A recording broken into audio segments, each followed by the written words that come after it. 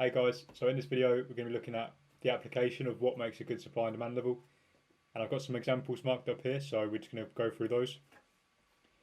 Okay, so starting on the 4 hour, we come up and break this swing high.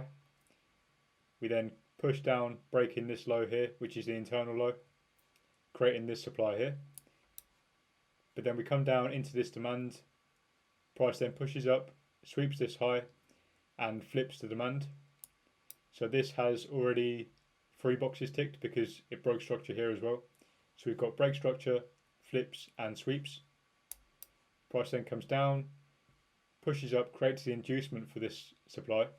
So now we've got all 4 boxes ticked. Obviously we don't need all 4 boxes, but it's a very, very good confluence to have all 4.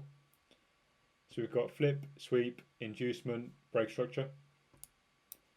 Okay, so we then come down, tapping into demand here, pulling back and then breaking structure and flipping this demand.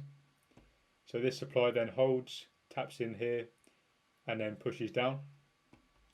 So this supply breaks this structure here, which is, it's not enough to be classed as swing structure, but it is internal structure or external structure, but it is a low. So this supply is valid. We then push up into here, come down and fail to put in a new low. This high then gets taken, and as you can see we have these buy to sell wicks here which get induced by this high. So this high is actually inducement for this, which gets respected. So as soon as we see this respected, we can then look for a supply to trade from, and what happens is price comes down, breaking this structure here. This supply is what broke structure, so as soon as we tap into this we can look to trade. So we look for a short from here, taking it down to the swing low. As you can see, we come down, break structure again, creating this supply. This supply has inducement in the form of this high here, which then comes up, we take out these early sellers and then we can look to trade from this down to this swing low here. Okay, coming up we can see that we tap into this supply range, pull back and break through, and after the breakthrough we can see that these wicks here were respected. These are demand wicks, but before we tapped into this we actually created this low here which pulls up, sweeps into the demand and then pushes up, breaking structure. So we got this demand created here from the sweep and the break, and then we get some inducement created for this, which then comes down, taps in and runs. So this would be a very nice trade as well to trade from, or a very nice level to trade from.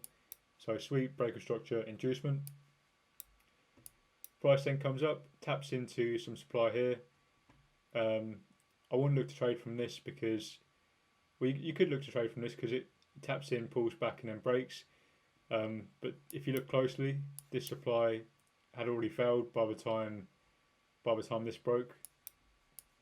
But there is sort of a demand chain forming here. So this candle sweeps this candle's low. Or is that equal? Let me see. So the low of this candle is 2.2 and the low of this one is 2.5. Okay, yeah, so there was no sweep here. So we just got a demand chain forming here up into this supply. Price then comes down, pushes up and then sweeps this into some demand here and then pushes up, flips this supply, and as you can see we get some inducement created, try to push up, come down, sweeping this into this demand that swept, flipped and broke structure. So this is a very nice level as well.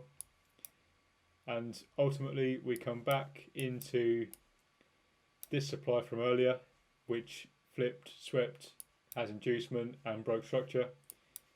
So yeah, it's just applying these 4 rules to each supply and demand zone to see how many boxes it ticks, and obviously the more boxes it ticks the better of a level it is to trade from.